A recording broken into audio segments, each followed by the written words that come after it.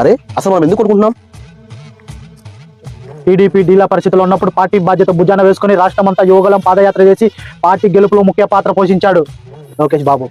అలాంటి లోకేష్ బాబుని deputy CM చేయమని అడుగుతుంటే ఓర్వలేక ట్రోల్ చేస్తున్నారు ఆ జన సైనికులు. మీరు ఊరుకుంటారా? బాబు గారు అరెస్ట్ అయినప్పుడు ఆ కుటుంబానికి అండగా ఉండి కూటమిని కలిపి 21 సీట్లే తీసుకొని అన్ని సీట్లలో గెలిచినా కూడా సీఎం షేరింగ్ ఇవ్వకుండా డిప్యూటీ సీఎం చేశాడు. ఇప్పుడు అది కూడా ఉండకూడదని చెప్పి లోకేష్ ని డిప్యూటీ సీఎం చేయాలని కుట్ర చేస్తున్నారు తెలుగు తమ్ముళ్ళు. మీరు గమ్ముకుంటారా?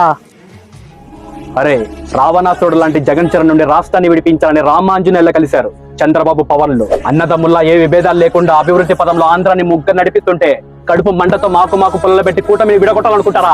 కూటమి కలిసింది పదవికాంక్ష కోసం కాదు, ప్రజాక్షేమం కోసం. మాకు ఏం పదవులనని కాదు, మీకు అసలు ప్రతిపక్ష హోదా ఎందుకు లేదని అన్న అసెంబ్లీకి ఎందుకు రాడని ఆలోచించడం మేలు రకం ఉన్న మొక్కలారా.